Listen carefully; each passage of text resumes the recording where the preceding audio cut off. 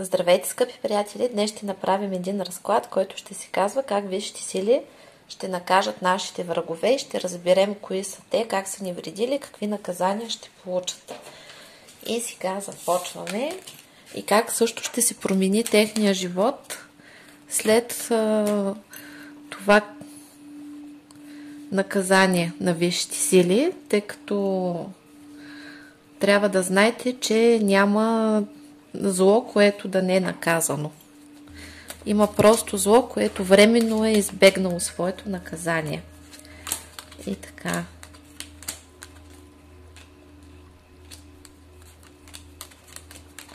Търсим първо враговете.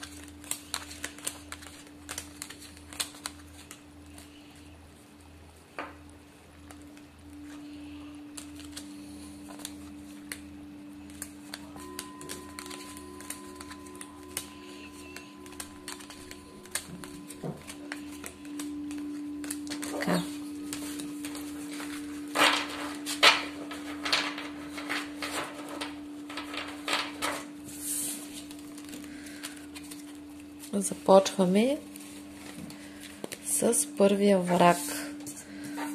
Тук в този случай става въпрос за роднини. Това са лоши корени, роднини във вашето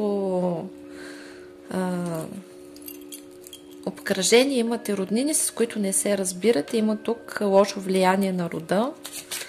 От какво е провокирано. Има хора, в които са ви роднини, ви гледат с лоши очи, завиждат ви и има вреда по рода. Когато има вреда по рода, в какво са ви вредили? Обиди, унижения в любовен план, имуществени спорове има тук, влияние върху децата, върху рога на изобилието, наследство и раздяла с любим човек. Когато става въпрос за роднини, ще използваме висшите сили, които ще се разпоредят с тия хора, защото когато имаме кръвни родственици, които имат негатив към нас, тук трябва да се пипа много внимателно, тъй като по родовите канали може да се завърти този негатив и да се върне обратно при нас и да пострада и някой друг близък. Затова оставяме това на висшите сили. Как висшите сили ще накажат вашите кръвни родственици, т.е. вашите роднини. Това може да са брати, сестри, братовчеди, има дори такива родители, които вредят на своите деца. Някои сте нямат родителски чувства, не си мислете, че ако вие сте добър родител, всички други са такива. Има хора, които тотално са лишени от родителските си чувства. И за това не бива да обобщаваме всичко и да го слагаме под общ знаменател и да индивидуализираме чрез себе си. Тук определено има родител, който е повлиял негативно на своите деца за раздяла в семейството. Тук може да има лоша тъща, лоша свикърва може да има, която прави въздействие, за да разкара или зетя, който ни харесва, или снахата, която ни харесва. Тук има завист за имущество, за красота, за лични взаимоотношения, желание да се завладее чуждото и имотни спорове. Рафаил първо изцелява ситуацията, изцелява вас и всички потърпевши, и негатива се неутрализира по такъв начин, че да няма пострадали невинни. Лъвях ви казва, че всичко ще е наред, защото се поправят нещата така, че да отидат в правилна посока. И с какво наказва? С какво се наказват? Значи хората, които вредят и са посегателствали върху вашите блага и вашето щастие, тук ще има предупредителни болести, ще има проблеми в бъдещето и ще има компенсации. Много ще загубят финанси, ще загубят имоти, ще претърпят някакви загуби, с които ще им изтикат парите просто някъде. Но когато врага губи пари, тези пари като ги загуби, после при вас идват като поток от неочаквани други места. Тук, ако има имуществени спорове, където трябва да ги решавате в съда, на вас ви се пада победа. Михаил възстановява закона на равновесието и вашите врагове ще бъдат блокирани, като ще бъдат наказани така, че каквото и да се опитват да правят, няма да им се получи.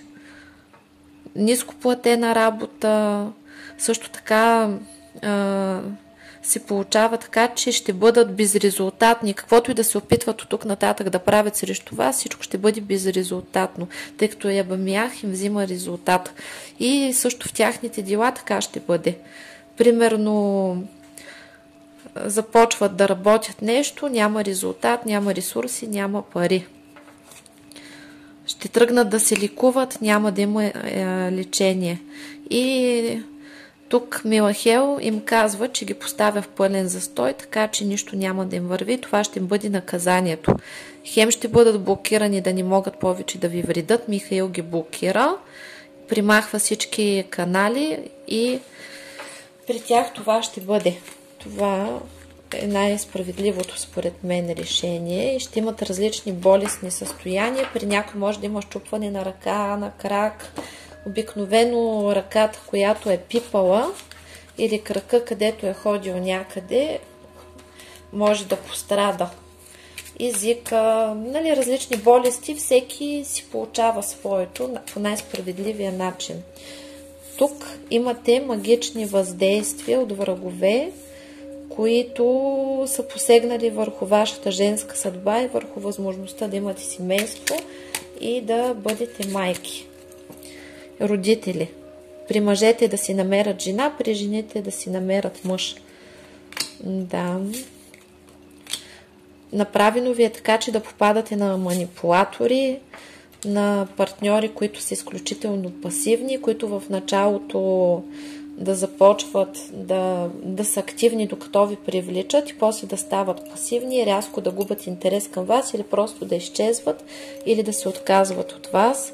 Такива, които са страхливци, такива, с които да си карат, и скандални хора, ревниви партньори, такива, които да ви карат да правите аборти или ви жертват заради различни други неща, такива, които не знаят какво искат и връзката тръгва и започва в лоша посока да се развива.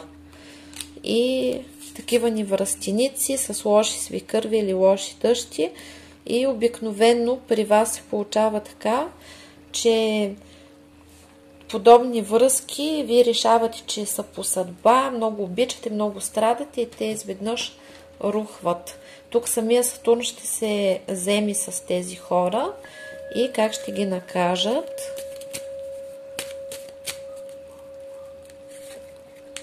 Също се блокират и влизат в пълен застой, така че никакъв резултат повече няма да имат във войната срещу вас. Също и в личните им дела. Отнема им си светлото бъдеще. Рафаил ще ги наказва с болести, ще им отнеме здравето. Тук Ремиел е гръм Божи, той ще наказва доста сериозно и това ще удря на кармично ниво, тъй като това е от представителите на Сатурн и тук ще бъдат доста тежки наказанията. Ще бъдат тежки наказанията в кариерата, в социалното положение, загуба на имущество, загуба на финанси. Всичко ще бъде по справедливост, ще им бъде затъмнен на разума, така че да не могат да намират изход от своята ситуация и ще загубват абсолютно всички битки, които започнат. Вие ще победите, извършва се още сега 100% обратка на врага, безвъзвратна и завинаги, от мен и всички, които ме слушат, които са вредили. И Гавраил показва, че тези хора ще бъдат засипани с поредица от нещастни известия, поредица от нещастни събития. Тук ще има проблеми в работа, бизнес, финанси, здраве, във всички сфери. Тук ще има разпад, тук ще има разводи и такива неща. Разпад на семейства, скандали с близки. И вие ще научавате, според Гавраил, вие ще чувате за това нещо. Някои хора ще видят на сън, други лично ще чуят, че са започнали да се случват с тези хора, които са ви вредили различни нещастия. Чудесно, тук ме устройва.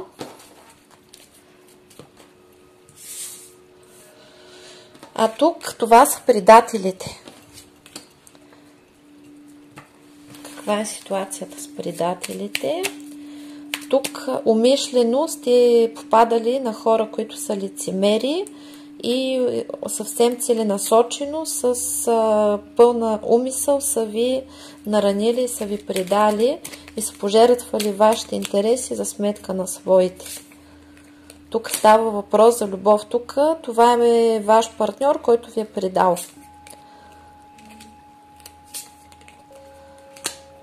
Този човек сте щели да се жени. Имали сте планове за сериозни отношения, той ви е предал или тук има два случая, които се разглеждат. Единият случай е, че човека ви е сменил с друг, изневерил ви е, отишъл е при друг предал ви, а втория случай е страхливец. И този човек ви е карал да ревнувате, в началото е бил много активен, накарал ви е да повярвате в истинската любов, вие сте мислили, че това е човека за вас. И какво се е случило? Да, пак Сатурн се намесва и тук се държал ни връстенишки, причинил ви е много страдания, дори след него вече вас ви е страх да се влюбите и ви сте загубили вяра в любовта. Това е тук от програмата Пламък Близнак. Какво представлява програмата Пламък Близнак? Кои са нашите пламъци близнаци? Това най-често питат. И съответно това е от системата Адам и Ева, където хората, мъжете и жените са партнирали като части на едно цяло. Това е програмата за половинките. Това е 1+1, което е равно на 2. И в Библията е описано. Първоначалната система е била 11. Това е системата Адам и Лилит. Времето, което е описано в историята Адам и Лилит, това е когато мъжа и жената са партнирали под вибрацията 11 и са били части на едно цяло, като пълноправни личности. А когато вече е влязла системата Адам и Ева, където Ева е създадена от реброто на Адам, това е експеримента на висшите сили с половинките. И тогава ние сме били две половинки и сме били части от едно цяло. И пламъка Близнак е партньор, с който сме били половинки и сме били едно цяло. И сега в новата ера на Водолей отново се възражда системата 11. От системата 1+1 е равно на 2, т.е. от половинка вие трябва да станете цялостна личност. И имаме договори с различни такива партньори. И тези партньори са няколко, не са само един, тъй като вече жената има право да има повече от един партньор, върнаха и правото на избор и в момента се възражда богинята и жената като личност, като същност, като сила, тъй като потъпкването на жената е довело на земята до бедност. И само една щастлива и доволна жена, уважавана, може да направи своя род, своето семейство и своя мъж успешен. А как да го направи това? Когато мъжът я обгрижва, обича и се старае тя да е щастлива и доставя радост. Но самата жена също има задачата да се грижи за себе си, да бъде здрава, да бъде красива и щастлива, като се занимава с неща, които й доставят удоволствие. И кармичният партньор, който срещаме първи, имаме с него договор, е някой от тези наши половинки, с които сме били частичка от едно цяло. И срещата с подобен партньор е много болезнена, тъй като по-силната енергия поглъща по-слабата, т.е. по-силната половинка поглъща по-слабата и тя се обсебва и започва да страда. Но започва да страда не защото е толкова влюбена и умира от любов, а страда, защото тази половинка, която поглъща енергийно другата, по-слабата половинка, дръпва енергийните потоци на този човек и той изпада като в затвор, като в плен. Ето го тук. Нали, изпадате в затвор и в плен и понеже нямате енергия, този партньор ви изсмуква всичката енергия, той тотално ви е покорил и губи интерес към вас. И класически изчезва. И тази ситуация е такава, че в минал живот вие по някаква причина сте имали проблеми, не сте могли, примерно, да бъдете заедно, извършвани са предателства, има, нали, различни ситуации, в които просто не сте могли да бъдете заедно и в този живот се повтаря същата ситуация. И тук вашия партньор кармичен, първия, е отказал да си учи урока, отказал се от договора с вас и ви е предал. А тук с него е трябвало да имате хубава връзка. Това не е страшно, тъй като ще идва следващия. Как този човек ще бъде наказан? Дайте да видим. Как ще бъде наказан вашия пламък близнак?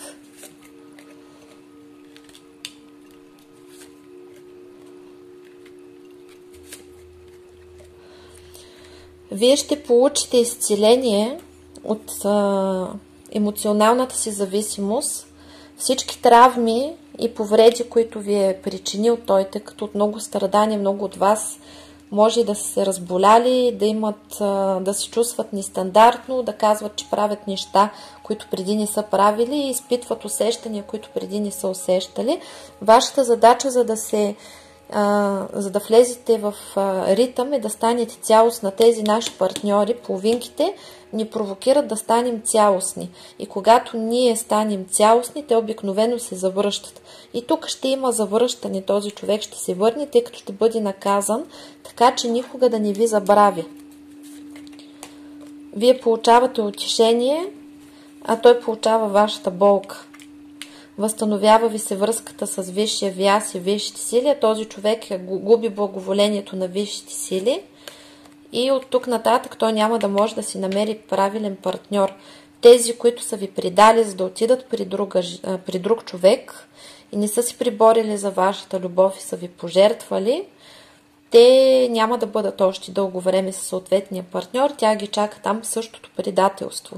И мога да ви кажа, че съм виждала подобен случай при друг човек, който ми е приятел. При нея се случи така, че една жена и отне мъжа, точно когато нейното дете беше на 3 годинки, и мъжа й се изнеси и замина при другата жена. След няколко години тази жена имаше също дете. Точно на 3 годинки беше нейното дете, когато същия мъж го отмъкна друга жена от нея. Върна се по същия начин. Но този мъж, предателя, не остана и с тази третата и не може да си намери. Подскача от жена на жена и не може да си намери жена. Подобна комбинация се беше паднала там. А тази другата, която остана сама с дете, втората, където отне първия мъж, тя не може да си намери мъж. Намира само някакви, където я използват. А тази първата, която беше потърпевша, висшите сили така наградиха, че тя в момента има прекрасен мъж, който я носи на ръце и е много богат бизнесмен. Затова никога не губете вяра във висшите сили, винаги има справедливост и не си губете времето да страдате за предатели, то и без това не си струва, възмездие винаги има. И как още ще бъде лишен този човек от споделена и хубава любов, а вие заедно с предателя, за който е отишъл, както и тук някои са се изплашили, а други са намесили трети лица, които са способствали. Това може да е майка, сестра. Въобще тук ще има наказание с лишаване от истинска любов, лишаване от вярност. Ще се случи така, че ще им се затворят всички пътища на успех. Винаги ще ви помнят, тук ще има опит за завръщане. Вие си помислете дали ви е нужен човек, който веднъж ви е предал и дали ще му давате шанс. Тук също така ще има и застой. И този човек няма да му върви нито в финансите. Тук получава той за това, че не си е изпълнил договора с вас. Получава изкривяване на съдбата, всички хубави неща, които е трябвало да получи с вас, заедно да ги изградите, ще бъдат отнети от него и той няма да има шанса да ги получи. А вас ви компенсират, като ви изпратят следващия пламък близнак, който имате, с истинска, искрена любов, където ще бъде лекарство за вашата душа, с бърза развръзка, ще бъде неочаквано, когато вие не очаквате това да се случи и дори да се запознаете с този човек, първоначално няма да ви направи голямо впечатление, даже може да си мислите, че няма да си получи кой знае какво, този човек ще прави всичко за вас, много ще ви иска и ще спечели вашето сърце. Но тук има опция, която висшите сили дават на тези предатели, които или страхливци, те са си предатели и страхливците, имат шанс да се завърнат, вие си решавате дали да им дадете втори шанс. Висшите сили винаги толерират глупаците, които решават да поумнеят. Както и ние сме били глупаци, аз съм била глупачка. Затова всеки има право да получи нов шанс, но тук ситуацията ще бъде такава, че тук ще можете да възстановите тази връзка. Но ако не я възстановите, този човек ще си остане самичък. Няма да му върви с противоположния пол. И дори в момента да е в някакви партньорски отношения, те са му временни. Или дори да остане в тези партньорски отношения, те ще бъдат ужасни. И тук имате въздействия в обществото, имате много завистници, има много хора, които са енергийни вампири около вас и много манипулатори. Това ви е кармична задача, тъй като тази карта сама падна, затова я казвам. Това е богинята на съдбата. Това си ви е кармична задача, завиждат ви за това, че вие сте добри, че се справите. Ако си мислите, ако си чудите защо ми завиждат, то трябва да знаете, че за другите хора чуждата гугутка е пуйка. Завиждат ви за това, че сте красиви, завиждат ви за любовта.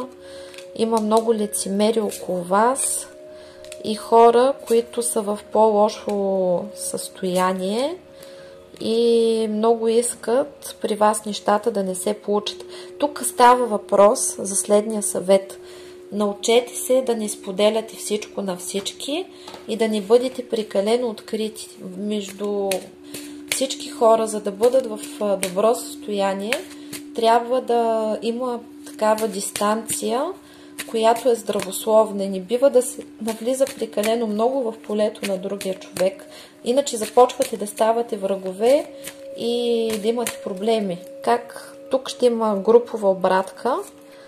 Тук Ариел примахва всички блокажи, препятствия, прегради от вашата структура, от вашата матрица на живота, отваря пътищата ви за любов, здраве, щастие, късмет, финансов просперитет и връща на всички това, което са ви направили. Всеки му своето.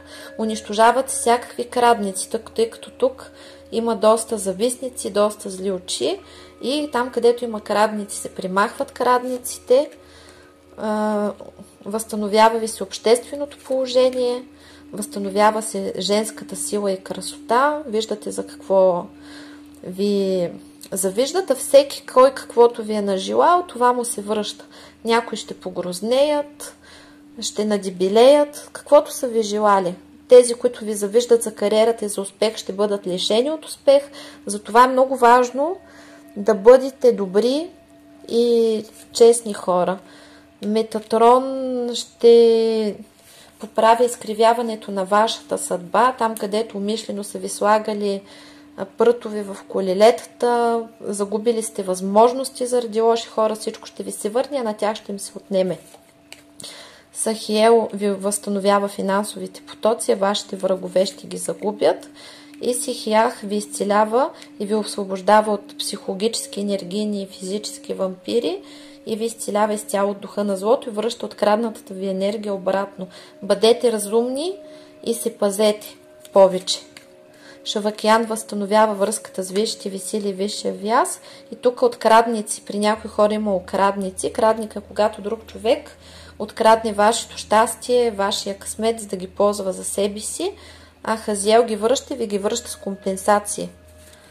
И Михаил възстановява закона на равновесието, от всеки му своето, и се извършва 100% обратка на врага, безвъзвратна и завинаги.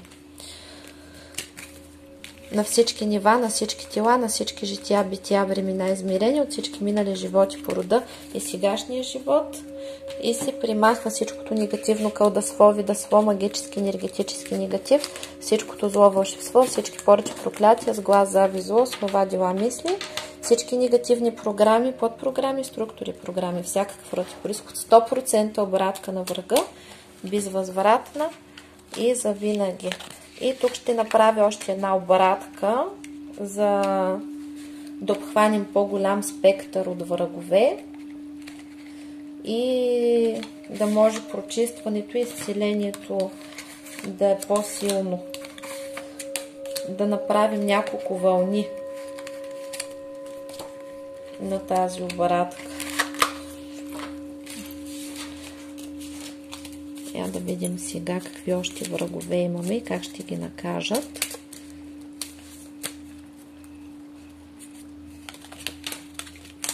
Търсим врага.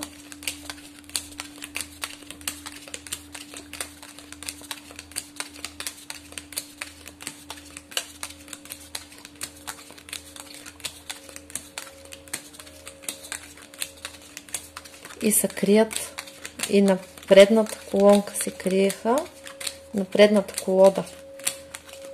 Ето го.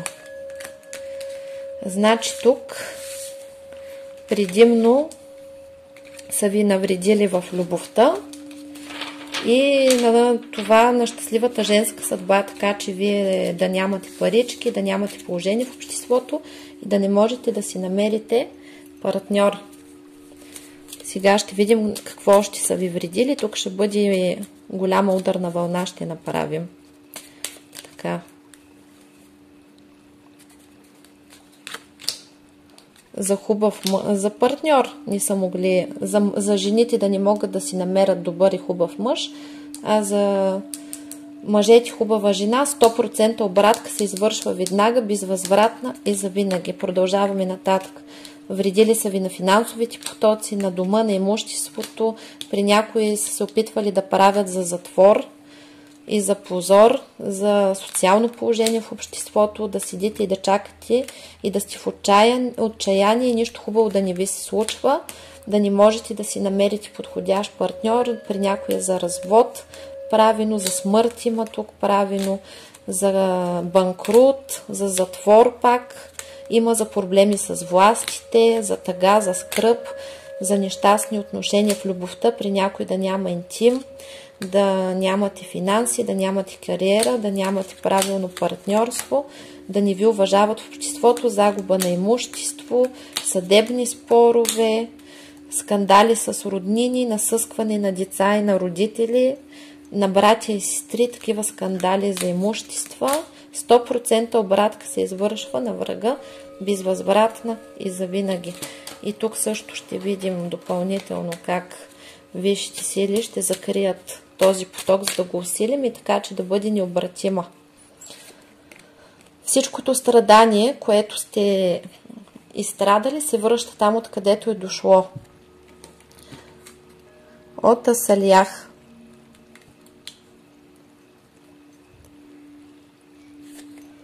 Вихиях ви дава победа, извършва 100% обратка на врага, безвъзвратна и завинаги, и наказва всички магиосници и поръчители.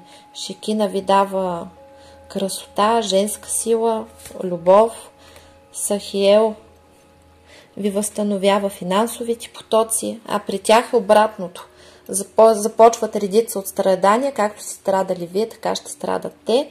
Ще загубят всички битки против вас, вие ще победите. Каквото са ви направили, всичко се връща.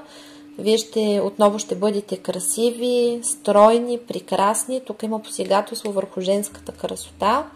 Също така се възстановяват финансовите потоци, а те ще ги загубят. Ще бъде на кармично ниво наказанието на вашите врагове, така че никой няма да може да го отмени. Ще започнат да го плащат веднага, а на вас ви се примахват последствията от негатива и отново ви се възстановява щастливата съдба. Излизате от застоя във всички сфери на живота си, а в този застой биват замразени вашите врагове и във вашия живот започва прекрасна промяна, а в техния пълен застой. Отварят ви се пътищата на любов, здраве, щастие, късмет, финансов просперитет, семейно щастие, а при врага се затварят всички пътища. И Елиел връща любовта, радостта, щастието и късмет, финансовия просперитет при вас, а при врага се отнемат. Михаил въдворява ред и възстановява закона на равновесието, всеки му своето. И Езалел ви утешава и ви дава вдъхновение и творчество. При врага се попада така, че врага ще страда и няма да има изход от ситуацията. Възстановява се връзката ви с висшите сили, а те губят своята и покровителството. Губят финанси, губят права, блага, способности, които идват при вас. При вас всичко се възстановява.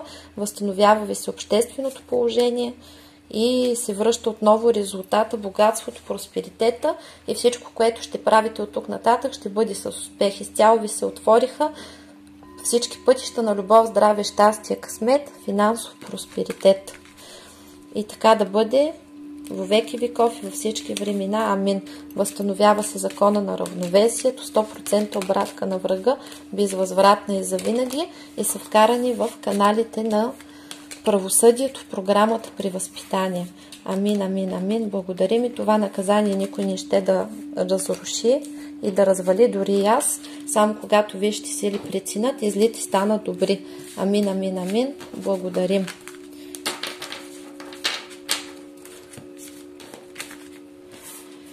И тук можем да научим няколко подробности. Например,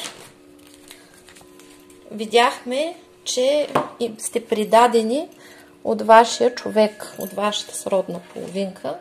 Как живее той без вас или тя?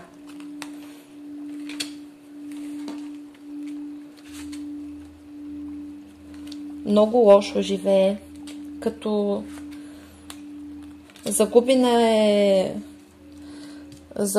е тук стабилност, загубено е щастието. Тук, където е намесена майката, ще има, нали, не са хубави тия неща тук, където се случат. Човек е в много лошо състояние и не е в добри отношения с този, който ви е разделил. Тук скоро време може вашият враг, който ви е наредил, ви е разделил с вашия любим, ще му се случи нещо много лошо. Тук има майки, има и съперници. Може и мъж да е като съперник тук намесен, тук ще има голямо нещастие. Висшите сили си знаят и нали, нека ги оставим на тях. Даже ще закрия, защото тук много лоши неща се случват. Как е без вас вашия любим човек? Вие сте се скарали, още помни за скандала, който мисли да се връща, тъй като това е връзка, която възкръсва съжалява, защото се самобичува. Когато се завръща, няма вече да сте свободни, защото ще има съперник.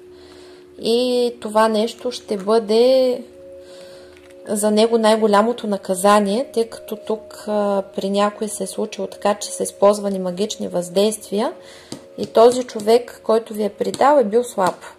Висшите сили не толерират това, че има магично въздействие, защото магията не е чудо и тя не може да накара един човек да направи нещо, на което не е способен. Давам ви пример. Ако аз, например, съм практик, който изпълнява тъмни поръчки, идва при мен клиент и ми казва: искам Пенка и Иванчо да се разделят. И аз като практик започвам да сканирам.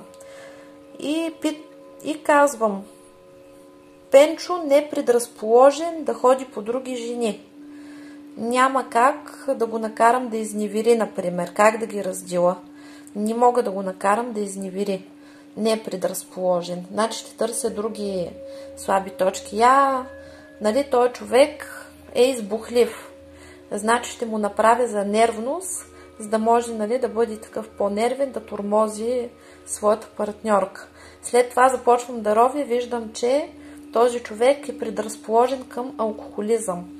Виждам, че в рода има някакъв негов дядо, който е фиркал, и активирам точно тази слаба точка и мога да превърна съответния човек в пияница, който ще стане агресивен, ще започне да си бие партньорката и ще ги разделя. Също така, например, ако нали, дойде при мен човек и каже: искам този човек да стане наркоман или алкохолик, и аз, нали, започвам да ровя и казвам: това не е възможно, няма такава предразположеност, нито мога да го накарам да пие, нито да се дрогира. Обаче е склонен към депресия, тъй като в неговия род има самоубиец. Мога да го накарам да изпадне в много тежка депресия, да се самоубие. Разбирате ли? И затова висшите сили не толерират вашия човек, за това, че ви е предал. Тук е имало, нали, любовно въздействие. При вас се отваря нов човек, когато този се възкръсне от пепелта и отново му се роди страстта към вас, ще трябва да воюва, да обръща свита и да се бори за вас. Това му е наказанието. С какво още ще го накажат висшите сили? Ще го лишат от интуиция, така че да не може... Няма да му дават знаци отгоре как да постъпва, няма да му помагат грам, за да се реабилитира, когато иска да се върне при вас. Това ще му е наказанието, той няма да ви забрави цял живот и после друг такъв човек от вас няма да намери. Без вас няма да вижда бъдеще, няма да има правилни контакти, тъй като ще осъзнае, че правилният за себе си човек той го е загубил или тя, тук е общо, и това ще му е наказанието. Да боледува, да страда, и ако съответно не успее да се прибори с вас, за вас, не стане по-добър от съперник, който ще има, той ще остане сам, ще си боледува и най-голямото му наказание ще бъде да гледа как вие сте щастливи с друг човек. Този човек, ако не се върне обратно при вас, а вие не трябва да го съжалявате по никакъв начин, няма да му върви нито в работа, нито в финанси, където и каквото да прави, нищо няма да му се получава, нито в любовта, нито в професията и в парите. Затова, нали, всеки да си носи кръста. Не бива да жалим никого, тъй като този човек, когато вас ви е предал, той вас не ви е жалил. И прошка не се дава на никого незаслужено. Разбирате ли? Ако вие прощавате незаслужено на другите, тогава кармата и последствията остават за вас. Т.е. вие сами трябва да компенсирате това, което ви е причинил, съответно спасявате съответния човек от наказание и той не може да си поправи и продължава да постъпва лошо и с други хора, така както е постъпвал с вас. И затова прощава човек само на себе си и казва: на теб Бог да ти прости. И когато искаш да ти повярвам отново, докажи. Докажи. Точка. Това беше от мен за сега. До нови срещи. Нека вижте сили са с вас и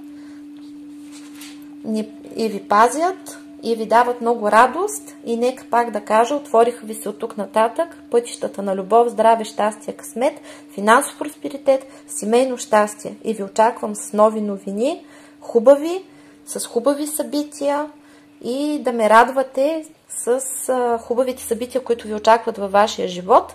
Както и ако чуете за враговете, тъй като тук ще чувате, може да споделяте.